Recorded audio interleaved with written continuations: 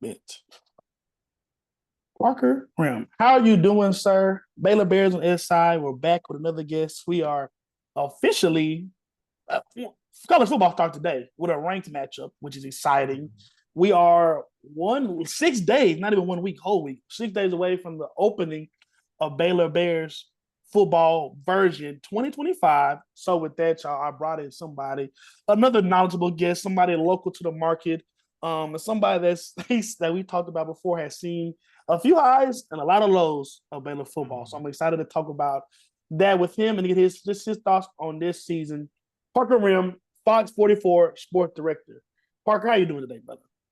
Pretty good. Like you said, football season right around the corner. Can't beat it. I mean, there's nothing like it in Texas and especially Central Texas. I mean, how cool is that it gets to line up on a Friday night with high school football, which is obviously so big in Texas, and then a blackout game on the Brazos against an SEC opponent. I mean, you literally can't beat it. And I think that's something we heard from the players too, is they're just amped for this game. No, I was about to say, like I said, we talked a little bit before. You have been in the market for 4 years now. So tell Mhm. me a little bit, what does it mean for the state of the program for Baylor to be in a situation like this? And what does it mean? What does it signify in terms of where the program's at that it gets a prime time Friday night game to essentially kick off the true start of college football?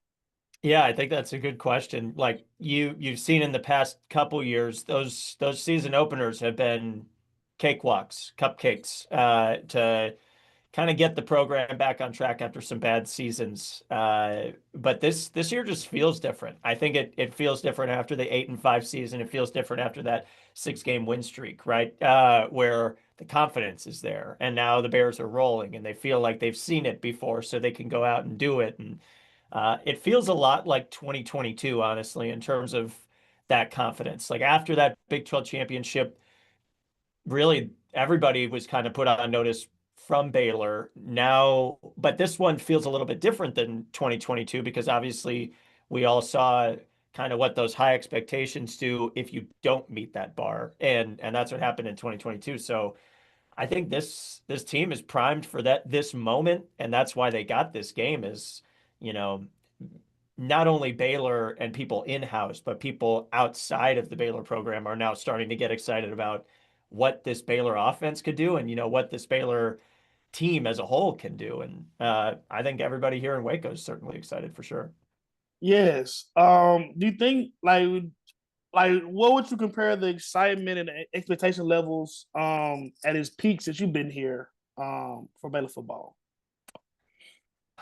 I'd say probably I'd go back honestly to that beginning of the 2022 season. Like even when we would talk to them in fall camp heading into that season, it was like we've seen what it takes to win. We know what it takes to win. And all the Baylor fans were like, this is our season to repeat as Big 12 champs. They were picked first in the Big 12 preseason poll. I think that gave a lot of momentum. But this, like I said kind of earlier, this excitement feels a little bit different. It feels like, is this time for Baylor to be back instead of, oh, we are back. Let's keep rolling. And I think people are hoping that Baylor can get back instead of being at that mountaintop already. In terms of the talent on the roster, you got Calvin Sisselham coming in, the top 100 guy. You got a guy Matthew Fox White as a former D lineman. I'm very excited about. I think that he could be one of the best pure pass fishers that Baylor's seen in a long time. How do you evaluate the talent on the roster in comparison to what you've seen before, and just what it's been like in some of these down years that you witnessed? Yeah, I think a lot of that talent has to do with the recruiting cycle too, right? That we saw last year, one of the best class in the Dave Aranda era. And I think something that maybe has been critical of this coaching staff is taking a past program's players, right? Matt Rule's players, and that's why people say that they won the Big 12 championship, but in 2021. But now this is Dave Aranda's team, and he's really brought these players in. Keenan Hall has been an incredible recruiter. for Baylor. And I think you're seeing that. You saw that last year with the recruiting class that Baylor pulled in, all these top tier recruits, Taz Williams, Caden Knighton, Michael Turner. I mean, all the guys coming in to help build this program up. Kamara and Morgan, another one on the defensive side. That's going to be really, really, really good. So I think overall, not even just attacking the recruiting cycle, but the transfer portal, they really hit that hard this year. And you're seeing that a lot on the defensive side, also a little bit on the offensive side with Kobe Prentice and Cole Wilson coming over from Alabama and Texas State, respectively. So I think maybe the most talented roster Dave Aranda's had since that 2021 season. See if it kind of pans out that way. I'm sure a lot of Baylor fans wouldn't be, they would be excited to get the same result as 2021. No, that's a fact, especially me hopping on this beat. When I first hopped on the beat, the receiver room was definitely a weakness point. We didn't know about Ashton Hawkins. Yeah. Kobe Prentice was theoretical. Cole Wilson was theoretical. The only guy that really was, solidified was Josh Cameron, good first name. Mhm. But now with the right. flashes that Taz Williams has shown, not only in the spring but in the fall, Ashton Hawkins a huge get. Talking to Mac Rose, that's the guy that he was really excited about, not only just on the field, but in terms of, what it meant for the young man's life, which I can appreciate. But yeah, like I think that in 2-3 months, and maybe not even you didn't bring anybody. I mean, you got Ashton Hawkins back, but maybe just in-house development and recruiting, the room turned from a weakness to potentially a strength. A lot of people are excited about Cole Wilson. Kobe Prentice has flashed. So you gotta, Ashton Hawkins was the only guy that really could stretch the field last year or provide at least, speed threat on slants and digs and things like that. And it seems like you'll have at least 3 or 4 of those options this year. One thing I want to talk to you about, Parker, that obviously I wasn't here for. Just go in depth for me a little bit about how did the Daquan Finn thing happen last year? How excited were people, and how quickly was the flip switch in terms of like, oh, this isn't the guy? And how did the community kind of handle the transition? Because it was a pretty quick decision. Yeah, I think heading into fall camp, he transfers, former MAC player of the year. The excitement level was there for him to come over and take over this program after Blake Shapen left for Mississippi State. But Sawyer Robertson was still there, and he's still kind of hanging around. And I think that's something that Sawyer Robertson had to do really ever since he came to college football. He had a quarterback battle at Mississippi State, then transferred to Baylor, a quarterback battle with Blake Shapen, lost that quarterback battle. Then he had another one with Daquan Finn, lost that quarterback battle.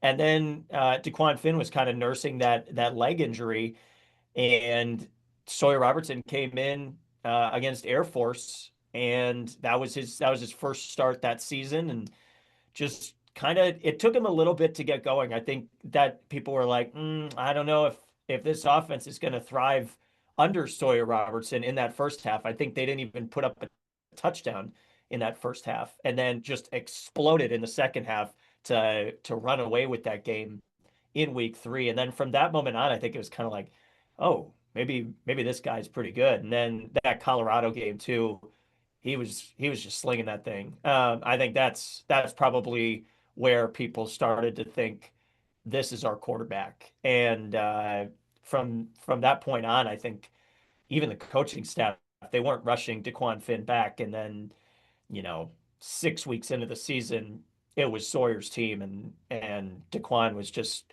waiting to go somewhere else. But I think you hate to see that for somebody that is towards the end of his collegiate career, transfers somewhere expecting to be the starter, doesn't pan out. Now he's got to go.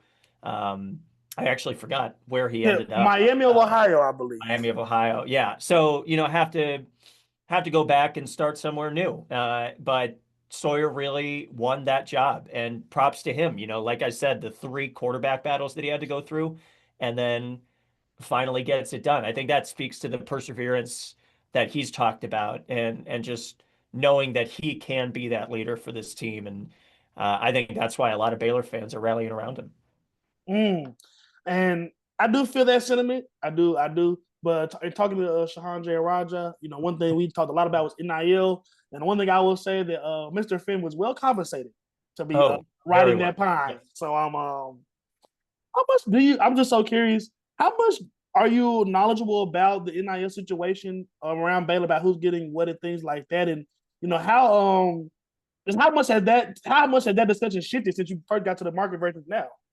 Um, Not particularly super knowledgeable. Obviously, I mean, everybody heard that DeQuan was getting paid. And I think that that's the only what if from Baylor football in that scenario. They found their quarterback. They got their guy that's one of the best quarterbacks in the country now. But did it cost $1 million or so to do it? And I think that's where you kind of look back and say, oh, well, we had him on the roster. We probably should have just gone with him. But, that's the hindsight's 2020, right? So I think that's where a lot of Baylor fans wish they could have had that one back. Maybe the Baylor coaching staff too. You just got to think about it. Because our editor Trent, he's a big Michigan guy. I think we talked about Bryce Underwood. You're getting Right. $2-3 million to sit on the bench. How much of that can go? How much of that can you reinvest into your roster? Um, especially in a situation where I look at it like this: a guy like Miller Moss was somebody that was predicted to go to Michigan for a while. You probably pay Miller Moss maybe a third of what you pay Bryce Underwood. You had $2 million to go get you a starting guard, a starting corner. Mhm. You can diversify. I mean, it's NFL now. You get that. It's the Brock Purdy situation.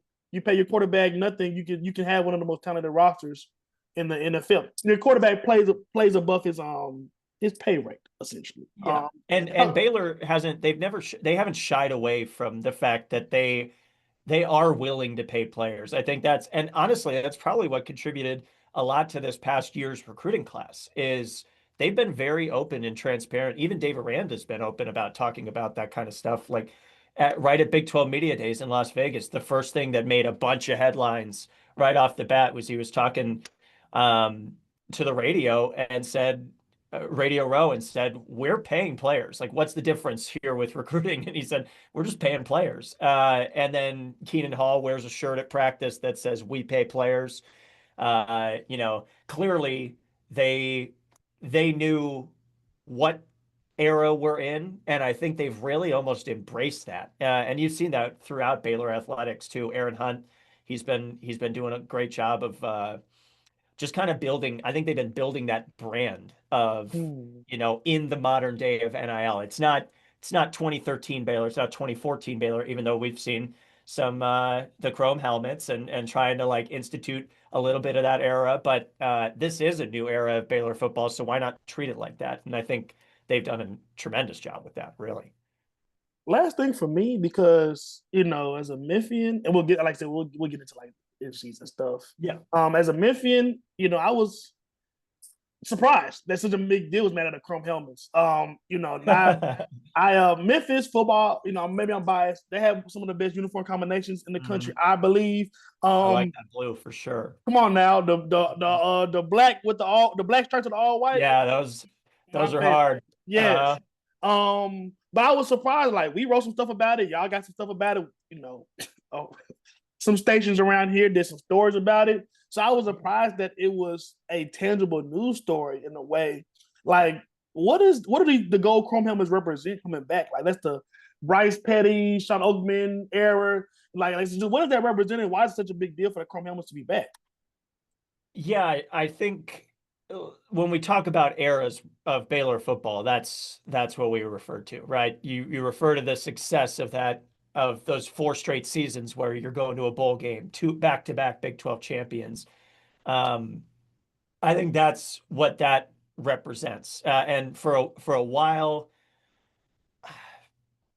it's difficult to explain because I think it was a little bit of the Baylor fan base, but also a little bit of Baylor athletics that was hesitant to fully embrace that era of Baylor football because of all the negativity surrounding the scandals and stuff like that. I think there was kind of that there was that hesitancy. And now and we've heard about it from Jovan Overshone, the director of I think player uh, or fan engagement.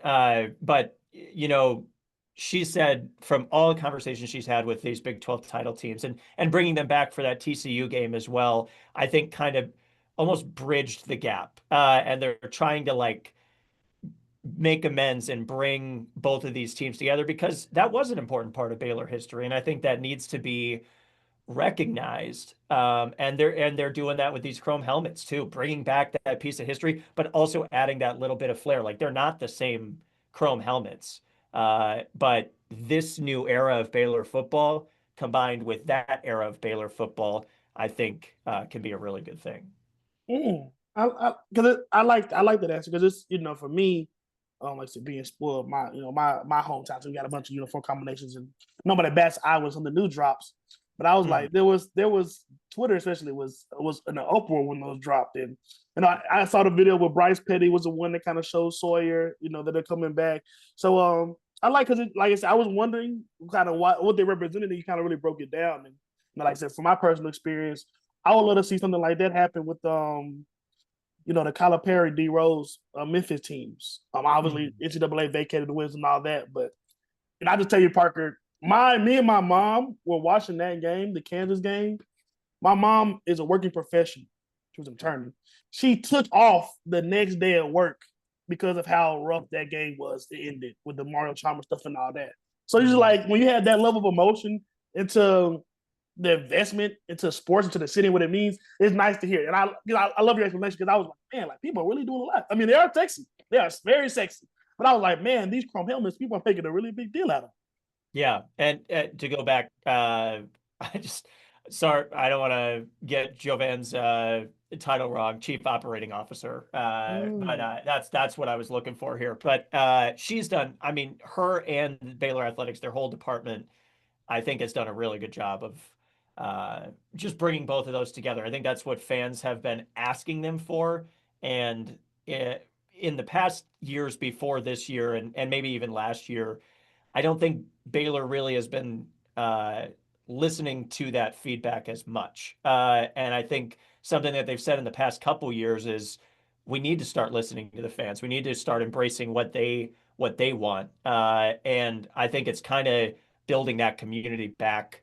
And that's what they've done. One thing about ironically, again, Memphis football trying to join the Big 12, it's not all about money.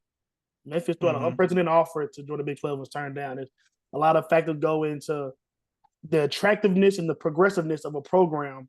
Money a big part, but also administration buy-in, context of the area, but Hmm. also a forward-thinking administration. I think that something like this, especially with some of the details you talk about, like the recent hesitancy or the previous hesitancy to embrace that era to coming around. I think that is emblematic of a truly like forward-facing, forward-thinking Hmm. administration. That's cool to hear. Let's Exactly. Yeah. let's get to the nitty gritty. Um, I wrote an article for Baylor SI. I think the first four games of the season kind of determined the whole season for Baylor. You Talk got some about tough, it. you got some tough games in the Utah. Will be a tough game. They play BYU too, but the game that we're all excited about, Auburn. You get a SEC team, and then you get two playoff teams in the first four Hmm. weeks. Um, Give me your breakdown on what you think. Best case scenario for the first four games. Worst case scenario for the first four games. I mean, I think best case scenario, you probably win uh 3 out of 4, if I would say, and that's just from a very cautious approach, right? You play SMU, Auburn, Arizona State. That, like we talked about, gauntlet of a schedule to open the season. I mean, you open Big 12 play with the defending Big 12 champions. I think that's something that's incredibly difficult to do. But before that, you play an SEC team to open the season. Then you go up to SMU and play against a team that just made the college football playoff. I mean, that's the goal that Baylor's trying to get to. And you're playing two college football teams, two college football playoff teams from last season in the first 4 games. So best I'd say 3-1 to start the season. I honestly wouldn't mind dropping SMU or Arizona State. I think you need to beat Auburn, and that's where a lot of Mm. people are hanging their hats on. Is that's why they're making such a big deal about this Baylor game. They got a drone show at halftime now.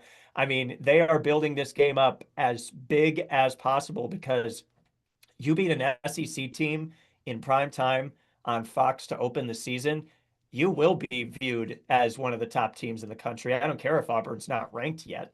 I think that game's bigger. And then if you lose to SMU at 11 a.m. On CW. On the CW, exactly. Yeah, I don't think any people would take too much stock in that because again, SMU is a big time team. Arizona State, same thing. I don't think that tanks the season. I think the Auburn win would do a lot for Baylor's confidence heading into the rest of that 4 game stretch. But I could very well see, worst case scenario, a 1-3. It'd be the inverse of that 3-1.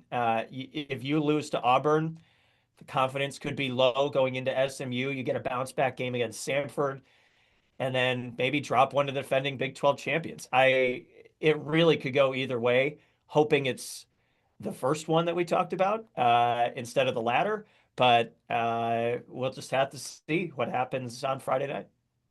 And then, I mean, the one big thing as I started a dynasty with Baylor football on 20, Right on football 2026. 26. Yeah. The blessing is you get most of your, if not all of your toughest games at home. You get the Auburn game Yep. at home, you get the Arizona State game at home, you get the Kansas State game at home. I think you play Utah at home too. So In that's November, which is a key thing. Last 2 years ago, they played in Waco in week 2, so in September, and oh, it was like melt your cleats off type hot out at McLean. I mean, maybe one. I think it was one of the hottest uh, regular season games ever, like on record. So I remember that one. I talked to a few Utah players. They're like, "Thank God it's in November," mm, and I echo that. I do not want to play that game in September. I'd rather play it in November.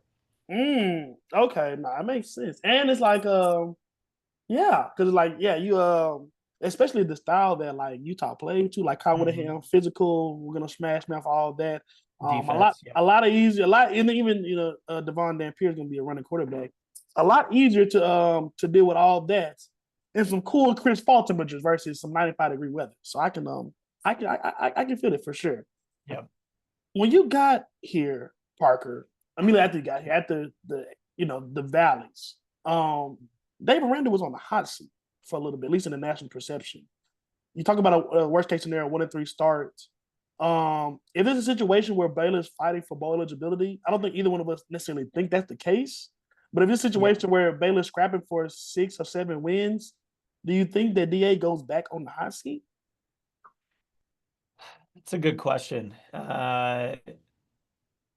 I don't think his job is 100% safe. And I think a lot of a lot of what happened last year did shore up that hot seat. Like it cooled it down major because heading into that season, and honestly, even after that Colorado loss, I felt like the hot seat was scorching. And they really kind of silenced the haters. If I were to put it, pretty bluntly, I think he was a large part of that, and a large part of this recruiting class as well, bringing these recruits in, and you've seen it. That recruiting hasn't slowed down just from last year's class; it's continuing into this year's class. So, I think that plays a large part in it. I don't think that the hot seat.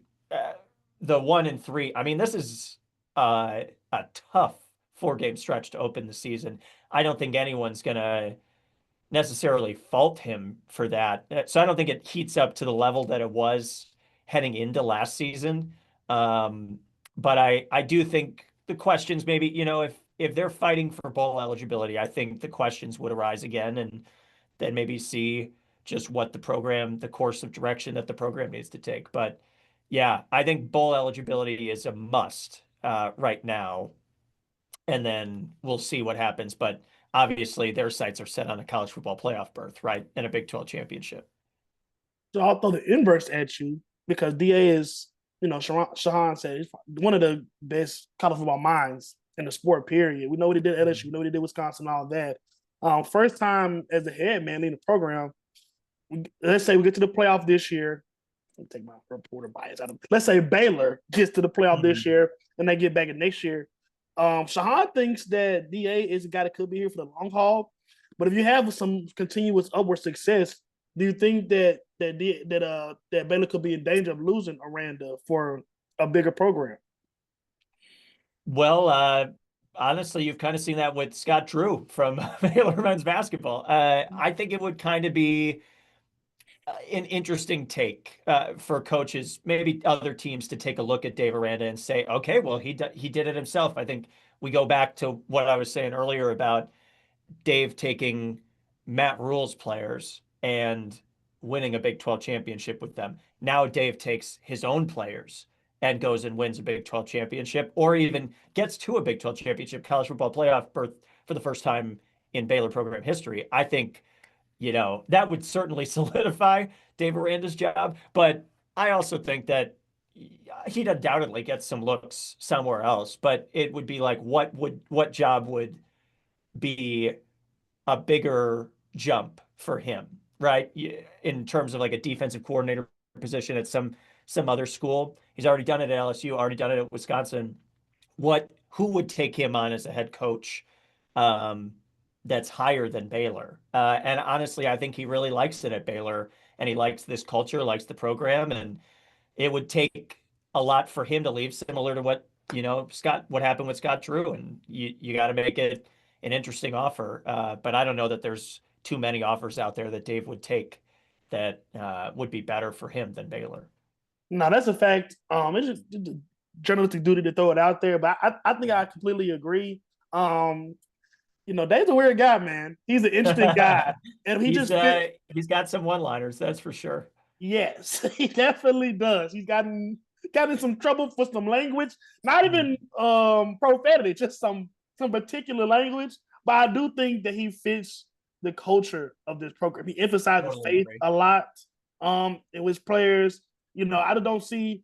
Dave is well traveled. He's from Cali, been in Wisconsin, been in Louisiana. I don't necessarily I don't see him really wanting to go for the glitz and glamour of a USC, the glitz and glamour of Miami. I don't think that fits him at all. I think that he kind of, it could be a situation to where, I don't know, last time we've seen this, you have your head basketball coach and your head football coach as 10, 15-year pillar guys that get statues outside of their respective stadiums and fields once they leave. Because I can't lie, Parker, as a Southern guy myself, or as somebody born in a smack dab SEC country, I thought Scott Drew was gone for Kentucky. So, then he posted that picture at Mi Casita, and and the rest was history. Maybe when those rumors spread, Dave will be at La Fiesta, just hanging out, and post a picture of him drinking a margarita, and we'll be like, okay, he's here to stay. No, I just think that, because in college basketball especially, you're not going to get a bigger brand with more resources than Kentucky. So if Scott can make a decision on that level in football, I don't think that, it had to be a situation to where, I don't know. Yeah.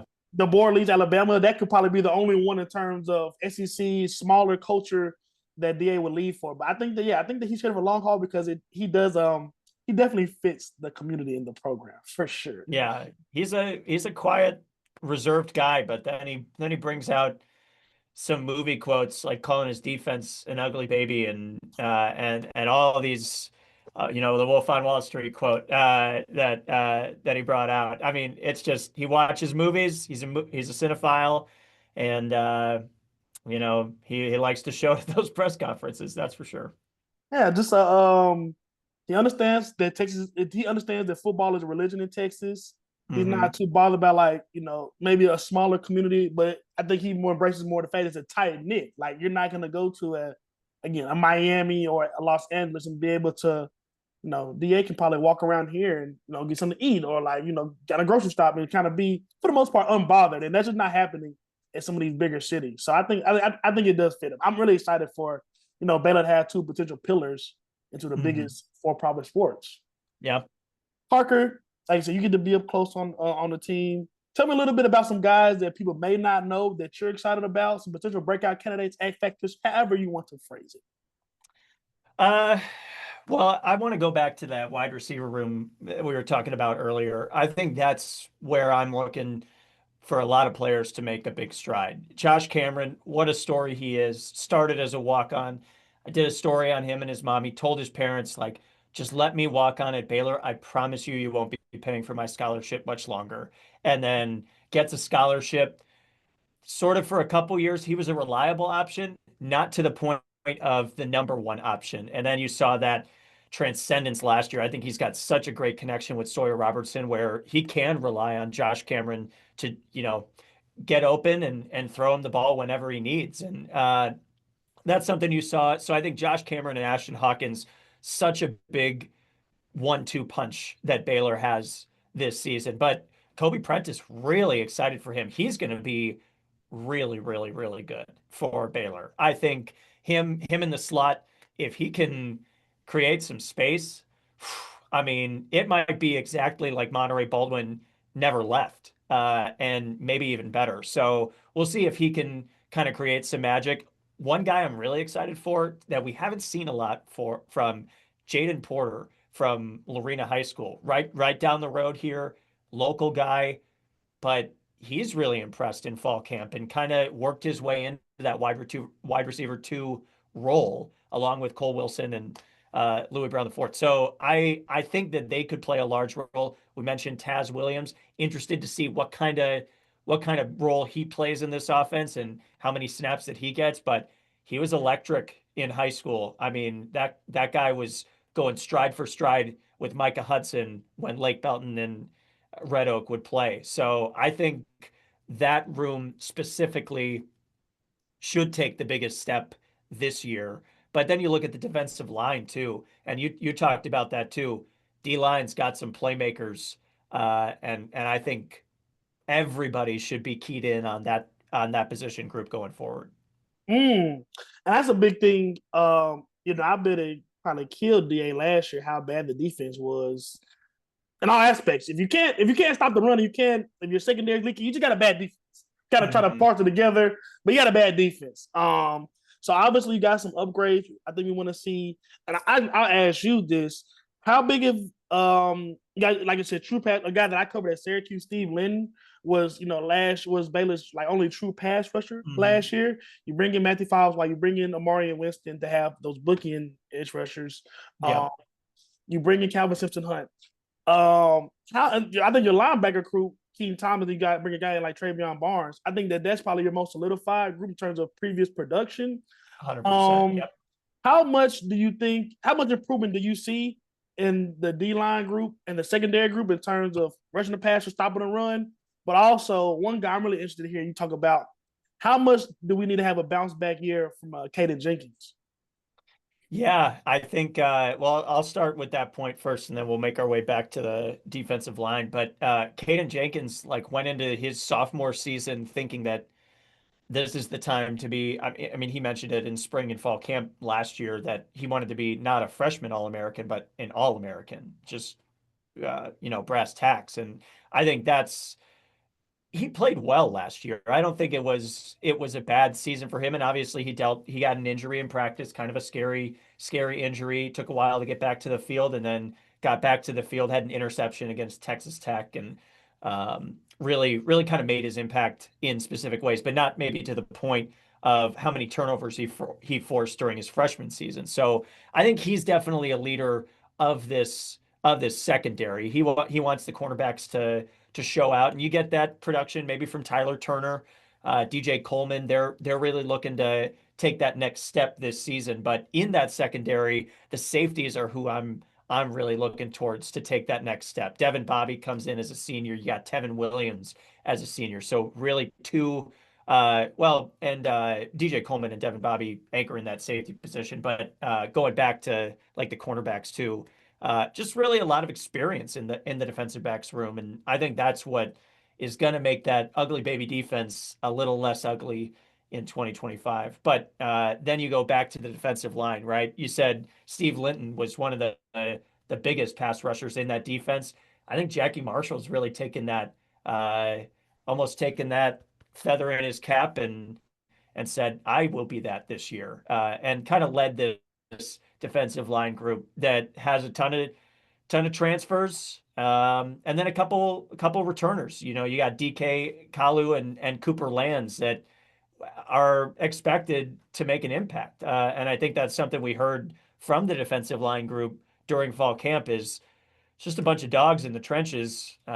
Just a matter of, how do we divide these snaps for everybody to get playing time. But Dave Aranda even mentioned it. I ran it in our newscast this past week, but um, instead of last year where, you might rush five instead because you have to get pressure on the quarterback. You're not going to get pressure with rushing four or rushing three. Now they can rush that because they are confident they can win at least one of those one-on-one matchups, whether it's in the trenches or outside in the defensive backs. So I think the defense looks pretty good. But obviously, talk is talk. We kind of want to see that in the season. So I'm interested to see how it pans out on Friday night for sure. Oh my god, I think I know they gotta ask that question. LOL. Yeah. And we'll get into this because we both want to watch this game. How we talk about the secondary, Caden Jenkins, and then some of the other guys. How big of a stress test will it be? Jackson Arnold, not too high on him, but undoubtedly two of the best receivers in the country, Cam Coleman and Eric Singleton. So how much of a stress test will this be on this Baylor secondary for them week one, especially? And how do you expect them to perform? Yeah, I guess it all relies on Jackson Arnold, right? Which Jackson Arnold are we going to see? The one that Auburn fans have a lot of confidence in, or the one that maybe we saw at Oklahoma? I think that's where all of this lies. And like you mentioned, I mean, Cam Coleman and Eric Singleton coming over from Georgia Tech, that you talk about the 1-2 punch that Baylor has with Josh Cameron and Ashton Hawkins. Auburn says we'll match that and maybe then some. And I think that's something definitely Baylor should be afraid of. But I think, we'll just have to see how Jackson Arnold performs on that big stage under the Friday Night Lights, sold out McLean, blackout. But I think they're up for the challenge. I think Caden Jenkins, he is one of the best defensive backs in the Big 12, maybe the country. So I think he's got a chip on his shoulder to go show that. And even just the whole defensive backs room as a whole definitely wants to shut down those two receivers for sure. And Caden, just watching him up close, he's a long, lengthy guy. I think maybe closer to 6'2" than 6'1". He's probably one of the few guys in the country that has the length and the athleticism to bother Cam Coleman at the catch point, run stride for stride with them in a way that, like, just being a nerd, if you run, cover two, if you run some zone cover on the backside, you can man him up on Cam Coleman as like a mismatch kind of coverage and feel decently confident about him. And it's not, got a lot of guys Cam Coleman was a 5-star for a reason. You don't have a lot of guys in the country that you could probably feel comfortable with that. But I think Caden Jenkins is a guy that, like you said, I think he'll probably draw a matchup. And I wouldn't be obviously not going to man him up the whole game. But if you have to man him up in key situations, I don't think it's a situation where you're going to necessarily be like, we need safety up over the top. I think he can handle his own in probably those 8 to 10 situations. Is it what why not? Like, we both want to see this game. Damn, I forgot. Oh my god. I'm trying to thought. It's all right. It wasn't that important. Season prediction for you. We talked a lot about different things. But yeah, just give me your prediction for what you think the season will look like. And coincide with what it means for the program going forward. That's always the toughest question, right? I think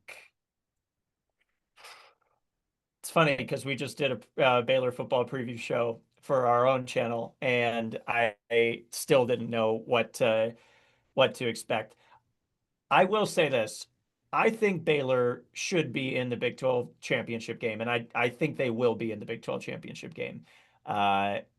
Where that looks like in terms of wins past that, I'm not really sure. I'd say in my humble opinion, regular season, I think they go 9-3. And that's I think that's a solid solid season, honestly. That checks out, right, with the regular season. But you win the Big 12 championship. A lot of eyes are going to be on you. I don't know whether they progress further than that. I don't know that they would get one of the top four seeds with I mean, you know how the Big Ten and Seating the SEC is, are, yeah. right? So I would say maybe a first round exit in the college football playoff would be where I would where I would put them. And that should be the ceiling for Baylor. But they could surprise us. They could go further. Um, but I am really excited about what potential this brings this year, as opposed to the past few seasons where, I mean, I could have told you that they'd be fighting for bowl eligibility. This year, that feels like a given, and it should be. Mm, okay. Got right out on time so we can watch this game. Parker, thank you so much, brother. I really appreciate you. Hopefully we can do this again at some point. My locale may be a little different. But Mhm. I appreciate you being boots on ground. Plug your stuff. Obviously got your day job. Anything else today going on, plug your stuff and let the people know where they can find you and your content. Yes, sir. At Parker Rehm, Rehm is the last name. Parker_Rehm on Twitter. But Fox 44, 5:30 and 9, Monday through Friday, 9 p.m. on Saturday and Sunday. But that's where this game is. Fox 44, your home for Central Texas sports. So really, it's going to be kind of cool. We got the Baylor game leading into a 30-minute 9 o'clock show for Fox 44 News at 9. And then it's our Friday Night Football show, which our game of the week for our high school football show is Baylor football. So I think nothing beats that. Sorry, Texas high school football, but we gotta lead with Baylor football, and then we just got a 30-minute show of some awesome week one games for high school football. So just really excited. Hope everybody tunes in. But yeah, thanks for having me on. This was awesome. Parker, thank you so much, brother. I really appreciate you. You heard the man. Y'all tap in with all of your Central Texas sports needs at Fox 44. And again, Baylor football. Josh Crawford, Baylor on SI. We out of here, y'all.